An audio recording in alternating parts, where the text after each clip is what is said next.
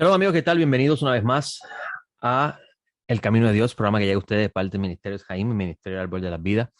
Les habla José Otero, conocido como More Joseph, director de Jaime. Para mí es un gusto estar con ustedes nuevamente, como de costumbre, los domingos a las 7:30 de la mañana por aquí por PAB 550. Saludamos a toda la familia de PAB y le damos gracias por el espacio que nos conceden de llegar a ustedes, quienes nos escuchan fielmente todos los domingos para compartir con ustedes las riquezas de la sabiduría que se encuentra en la Sagrada Escritura. Y hoy no es la excepción. Hoy seguimos hablando de esas maravillas, de esas cosas hermosas que están escritas en un libro que es el libro más leído del mundo, tiene muchísimos años, su compilación es un misterio, su producción o el producto de ella tomó tiempo, porque obviamente en la narración de sucesos pasados que hasta el día de hoy, del tiempo presente, son significativos porque lo que el Eterno habló ayer tiene valor hoy y tendrá valor mañana. Incluso lo que acabo de decir está relacionado a su nombre. Su nombre está dentro de esta idea del tiempo eterno. Hayah Jie, era, es y será. La sección de la Torah que estudiamos ayer se titula Bo. Bo se traduce como entra o ve y empieza en Éxodo 10, versículo 1, y termina en el 13:16. La sección de los profetas es Jeremías 46, 13, 28. Y la lectura de los escritos nazarenos es 1 Corintios 11, 20 al 34. En esta sección Bo comienza el Eterno hablándole a Moisés de que vaya donde el faraón y le diga que deje salir a su pueblo. Y en esta sección se habla de las últimas tres plagas con las que el Eterno heriría al faraón y a Egipto. Incluso la palabra Bo en hebreo tiene dos letras, se escribe con dos letras, Bet y la letra, ahí se me fue el hilo ahora en este momento. Eh, la palabra Bo se escribe con la letra Bet y con la letra Aleph. Y la letra Aleph, cuando sumas la Bet y la Aleph, da el número 3. Y es interesante esto porque la palabra Bo, cuyo valor numérico es 3, nos apunta a las últimas tres plagas con las cuales el Eterno va a herir a Egipto. Y en esta porción que se hablan de tres plagas que serían daría el desenlace final de la destrucción absoluta de Egipto. Incluso cuando Moisés le habla de la plaga de las langostas, los asesores o los ayudantes del faraón le dicen al faraón, no te das cuenta que Egipto ya está perdido, déjalos ir, déjalos que se vayan, Egipto ya está destruido, no hay remedio para esta nación. Y estas palabras son muy importantes porque la razón por la cual el faraón decide confabular para esclavizar a los israelitas y someterlos a duras cargas es con el propósito o su preocupación de perder el dominio de su reino y la armonía de su reino. Y con estas plagas el Eterno prácticamente le martilla esa forma de gobernanza o forma de ver la vida y a la misma vez trae la liberación del pueblo de Israel para así cumplir la promesa que le hace a Abraham de darle en herencia a los israelitas o a su descendencia la tierra de sus peregrinaciones. O sea, el relato del Éxodo es el cumplimiento de esa promesa que el Eterno le hace cuando camina entre las partes, en el pacto entre las partes de Génesis 15, cuando le dice a Abraham que esa tierra sería de él, solo que la descendencia de él primero sería esclavizada 400 años, pero que el Eterno los sacaría de allí y haría juicio contra la nación que los esclavizó. Así que las plagas que vemos en Egipto están relacionadas a esta. Y en esta porción, se habla del origen de una de las convocaciones más importantes en la historia del pueblo de Israel, que es la convocación conocida como la Pascua. En hebreo es Pesaj. Pesaj es una palabra que significa saltar. El Eterno saltó a las casas que estaban marcadas en los dinteles con sangre y habían comido la Pascua, que es el cordero. El cordero es el que identifica la Pascua. No puede haber Pascua sin cordero. Incluso en la misma escritura dice en el versículo 11 del capítulo 12 que ese animal que se sacrifica es la Pascua. O sea, sin él no hay Pascua. Y en esta porción se habla de esta convocación, el origen de ella. Se menciona cómo todo el pueblo de Israel debía comerlo para así evitar pasar por la última plaga, que es la plaga de la muerte, donde dice la escritura que moriría todo primogénito, desde que se sienta en el trono del faraón hasta el primogénito que sirve a los animales. O sea, no iba a haber, esta plaga no iba a tratar de forma indiferente las clases sociales, por así decirlo, cosa que el faraón hizo.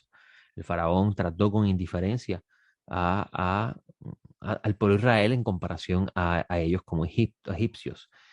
Y cuando analizamos esta porción y vemos el decreto de la Pascua, nos lleva a nosotros a pensar, a reflexionar cuál es el sentido detrás de esta Pascua, por qué es tan significativo este día para la historia del pueblo de Israel y cuánto esto para nosotros que estamos en el Mesías nos apunta al Mesías.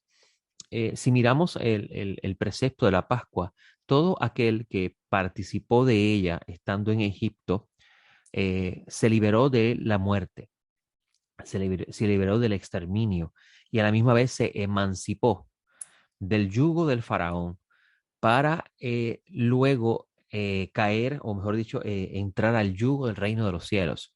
Pues muchas veces, cada vez que, mejor dicho, cada vez que Moisés se le presentaba al faraón, le decía al faraón, el Eterno te dice que deje salir a su pueblo para que ellos le puedan presentar ofrenda o servirle en el desierto. Y esto es bien interesante. La intención de la salida del yugo del faraón no era para que Israel ahora fuera absolutamente libre de hacer lo que le plazca, sino que ellos iban a salir del yugo del servicio del faraón al yugo del servicio a Dios. Y esa idea es sumamente importante para entender el Sinaí y la entrega de la ley divina.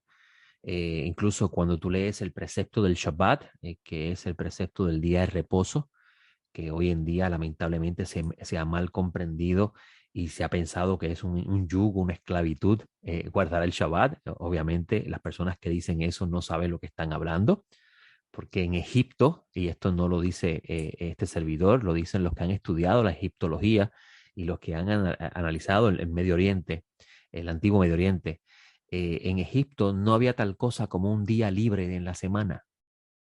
Incluso es importante que usted sepa que la idea presente de los sábados libres en algunos países o algunos trabajos y los domingos libres es el producto del judaísmo y del cristianismo.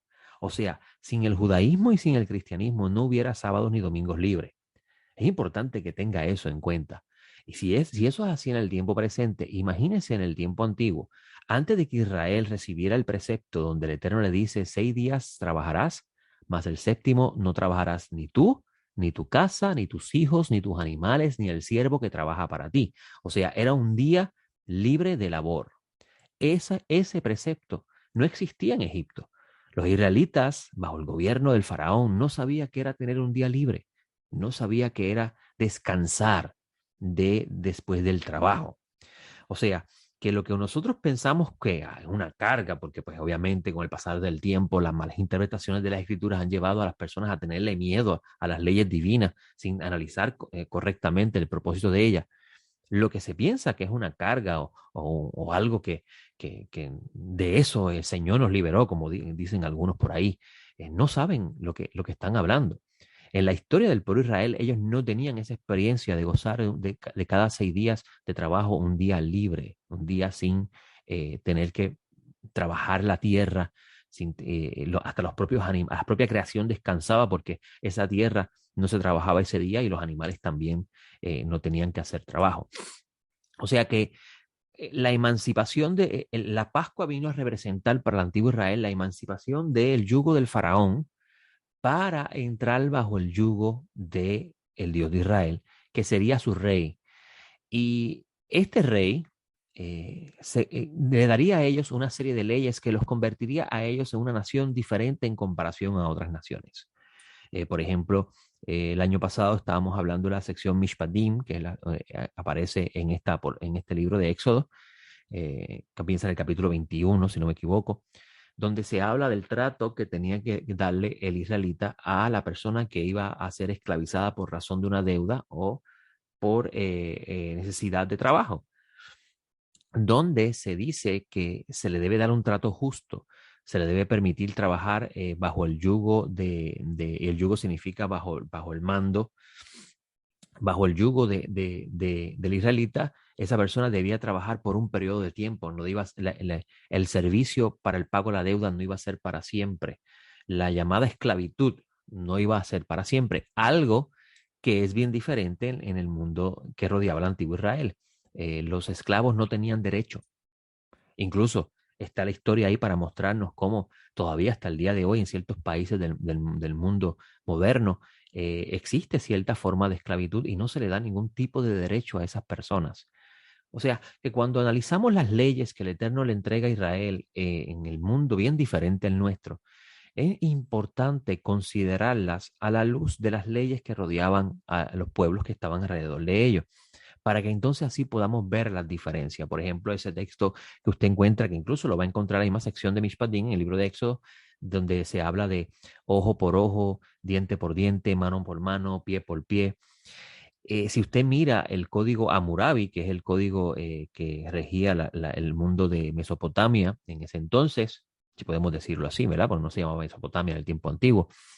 Eso viene de los griegos que le ponen ese nombre. Eh, en este código se habla de esta misma ley. Lo único que la aplicación era distinta. Cuando usted mira el concepto de ojo por ojo, diente por diente y mano por mano, pie por pie que se encuentra en la Torá, el decreto era igual a toda persona que le causaba un daño a otro. Sin embargo, cuando miras el código Hammurabi, hay unas cosas bien diferentes. Por ejemplo, o mejor dicho, la diferencia más marcada es que el trato de ojo por ojo, diente por diente, estaba regulado según el estado social de la persona. O sea, si era una persona, si era un esclavo, no tenía ningún derecho con respecto a sentencia alguna de trato hacia él. Sin embargo, cuando era una persona de clase social más alta, si podemos decirlo así, eh, y él recibía ese daño, él podía tratar con severidad el daño, pero cuando él lo infligía, si era una persona de clase social menor, eh, el castigo hacia esa persona que lo infligía no era igual. Y aquí y esto es la importancia de poder comparar muchas de las cosas que se encuentran en la escritura con respecto a las leyes divinas a la luz de los pueblos que los rodeaban. Porque cuando Dios le dio estas leyes al pueblo de Israel, el pueblo de Israel vivía en una sociedad o un mundo social bien diferente al nuestro. Y es necesario entender ese mundo social para así a su vez poder extraer el propósito de estas leyes. Y, y vuelvo y repito, la Pascua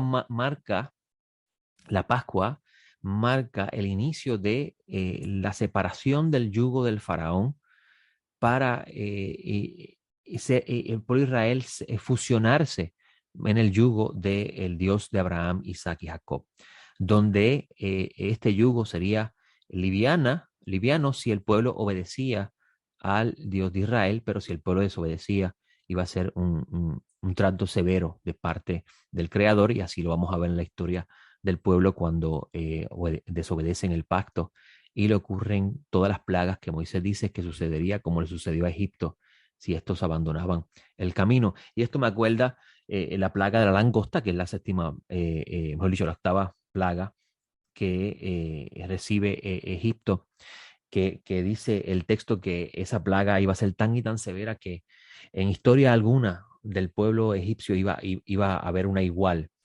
Y todavía hasta el tiempo presente, estos periodos donde estos enjambres grandes de langosta aparecen en el Medio Oriente y arrasan con las cosechas y exterminan todo tipo de verdura en la región, ha sido un problema por muchos años. Cualquier persona que ve esto en el tiempo presente pensaría que el texto bíblico no es nada fuera de lo común, porque es algo normal en esa región. Sin embargo, cuando analizas lo que el texto dice, habla una plaga tan y tan severa que hasta dentro de las casas, en las camas de las personas iban a llegar esas langostas. Y eso tú no lo ves en el tiempo presente. O sea, que esta plaga representaría el exterminio de toda cosecha y toda posibilidad de darle fuerza a la economía del faraón, porque recordemos que Faraón estaba muy preocupado por preservar la armonía de su reino y entre ellos está la economía. Y sabemos que tiene que ver con esto porque cuando analizamos el texto de Amós 7, 1 al 3 y el texto de Joel 1, 1 al 7, donde también se habla de esta plaga, el contexto es la agricultura, las cosechas. Y para el mundo de aquel entonces, la agricultura era la fuerza económica de las naciones.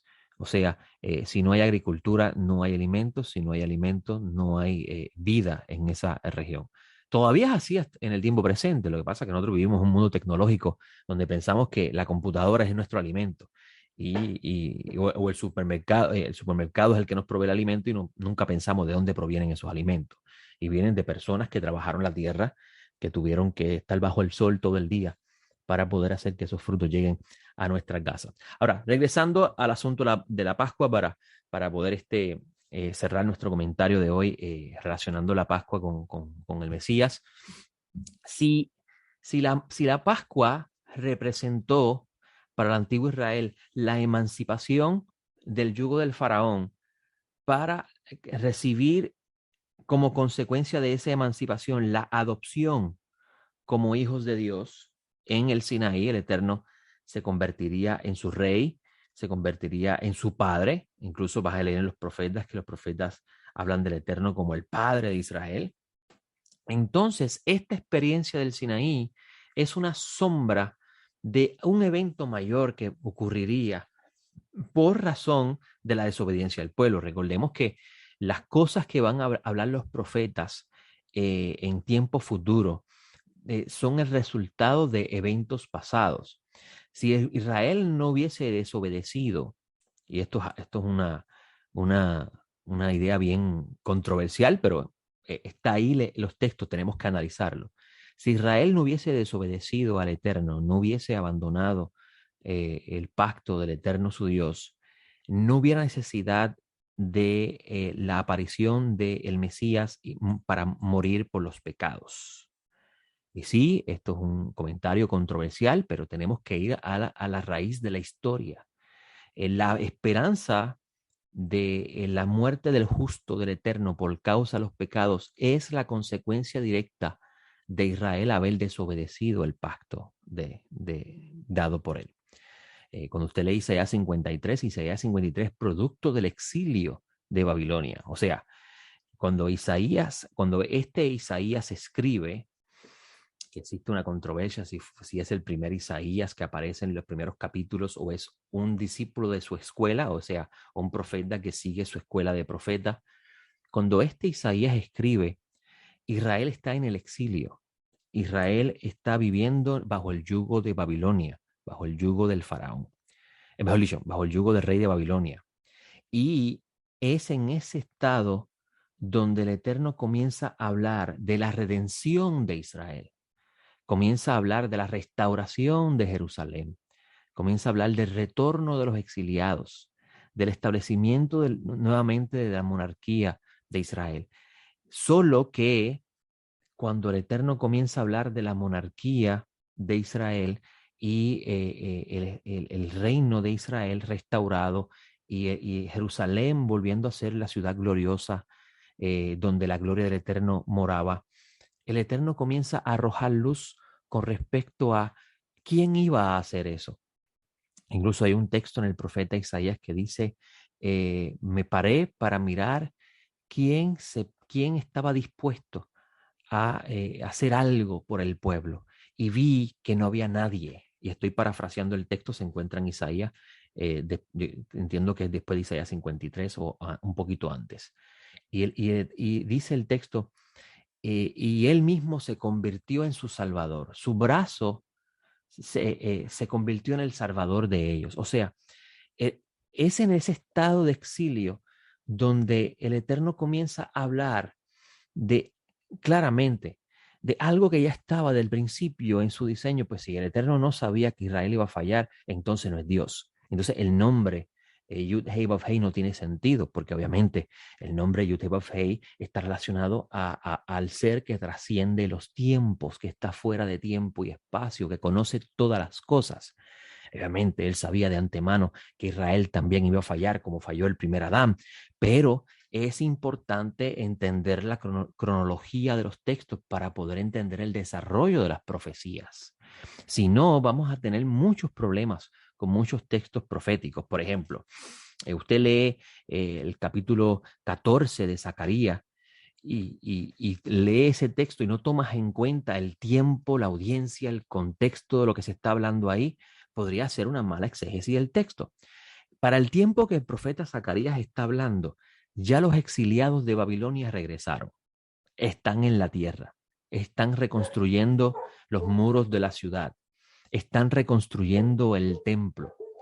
Y el profeta Zacarías profetiza que Israel, o mejor dicho, Jerusalén volvería a ser aullada por las naciones. ¿Cuándo ocurriría eso? En el momento que Zacarías está profetizando que regresaron del exilio de Babilonia, que se construyen los muros de la ciudad, que están reconstruyendo el templo, en el momento que el profeta está diciendo eso, todavía la invasión del imperio romano no había ocurrido. Todavía la invasión del imperio griego no había ocurrido. O sea, que esta profecía del capítulo 14 de Zacarías tiene que ser analizada dentro del contexto histórico que se está hablando, la audiencia que está allí presente. O sea, esta profecía de Zacarías está muy relacionada a al tiempo que se está hablando. Incluso si tomas esta profecía del capítulo 14 y la llevas al relato de Gog y Magog que usted va a encontrar en el libro de Ezequiel, donde dice en ese relato de Gog y Magog que el Eterno va a incitar a las naciones contra el pueblo de Israel para que el pueblo de Israel pueda ver que Él es el que causa todas las cosas hacia ellos. Ese es el contexto de lo que se está hablando allí. Cuando tomas ese texto en cuenta y lees Zacarías, y recuerden que Ezequiel está escribiendo en el exilio de Babilonia, y lees Zacarías, vas a ver que hay una relación bien grande. Pues claro, dice en el versículo 2 que él reuniría todas las naciones para combatir contra Jerusalén. Y la ciudad será conquistada, las casas serán saqueadas, y la mitad del pueblo iba a ir a cautiverio y el resto del pueblo no iba a ser cortado a la ciudad. Así dice el versículo 2. ¿Cuándo en la historia del pueblo de Israel después del retorno del exilio de Babilonia eso ocurrió? Cuando vamos a la historia nos damos cuenta que esto ocurrió en el tiempo del segundo templo, específicamente en el año 70, cuando Roma arrasa con la ciudad y coge a la mitad del pueblo, lo lleva a cautiverio y una parte del pueblo se queda en la tierra. Lo interesante es el versículo 3 de esta profecía de Zacarías, que dice que el Eterno saldría y combatería contra aquellas naciones. Y eso no ocurrió en ese tiempo. Y sobre esto yo he hablado en otras clases, he enseñado la importancia de entender que las profecías están condicionadas a la reacción de la audiencia que está recibiendo la profecía. Incluso el mismo maestro Nazaret así lo enseña. Pues cuando el Mesías fue al pueblo de Israel, primero apareció Juan el Inmersor, que es el Elías de quien se hablaban los profetas, que anunciaría el retorno al camino de Dios, la reconciliación del pueblo en el camino de Dios. Y luego de la muerte de Juan el Inmersor, el Mesías comienza a continuar ese ministerio de las buenas nuevas y le anuncia al pueblo el retorno al camino de Dios. Les anuncia el arrepentimiento, les anuncia las buenas nuevas de la reconciliación del pueblo con Dios. Pero el pueblo no aceptó al mensajero.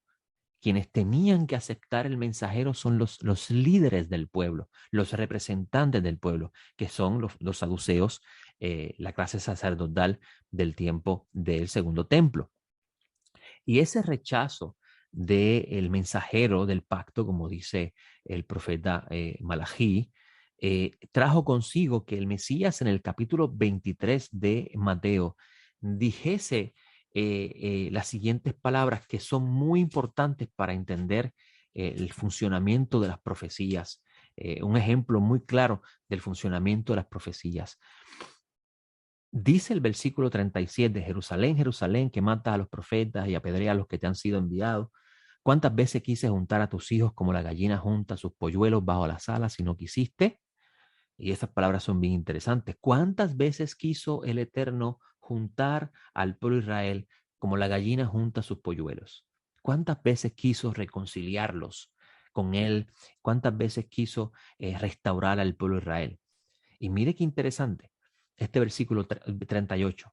El Mesías va a anunciar, porque recuerden que el Mesías está hablando de parte de Dios, va a anunciar que la casa sería dejada desolada, una forma de decir que vendría otro exilio más. Recuerden que la desolación de la casa es sinónimo de Dios no está con ellos. ¿Ok? Y esto consigo trae exilio, destrucción, etcétera, etcétera. Y el Mesías con esas palabras anuncia que no la casa del santo templo iba a ser destruido, o sea que vendría otro exilio más. Y en el versículo 39 habla de cómo se terminaría el exilio. No lo vas a ver más hasta que digan bendito el que viene en el nombre eterno, hasta que los líderes del pueblo no le den la bienvenida al que fue enviado y fue rechazado. Y incluso ese es el fundamento del capítulo 24. Si no se lee, si no se lee esos tres versículos dentro del capítulo 24, pensando que están separados, no se puede hacer una buena exégesis del texto. Y este texto que le acabo de citar de Mateo es un ejemplo claro de cómo las profecías están condicionadas a la reacción de la audiencia. Incluso vas a encontrar en otro texto donde el maestro dice, el reino de los cielos le será quitado a esta generación y le será dado a otro que produzca los frutos de ellos. ¿Qué significa esas palabras del maestro? El reino de los cielos es sinónimo del gobierno de Dios en la tierra de Israel. Recuerden que cuando Israel salió de Egipto en la Pascua, la Pascua fue el punto final de esa salida de Egipto, de esa emancipación del yugo del faraón. El Eterno en el Sinaí le ofreció el reino de los cielos al pueblo de Israel. Le dice a ellos, si ustedes obedecen mi voz y siguen mis caminos, ustedes serían un pueblo especial para mí, serían una nación santa y un reino de sacerdotes. O sea, el Malhut Shamaim, el reino de los cielos, se le ofreció a ellos y ellos lo aceptan. Vas a encontrar en el texto del capítulo 19 que el pueblo reacciona a una voz y le dice, todo lo que el Eterno diga, eso haremos. O sea, aceptaron el yugo del reino de los cielos.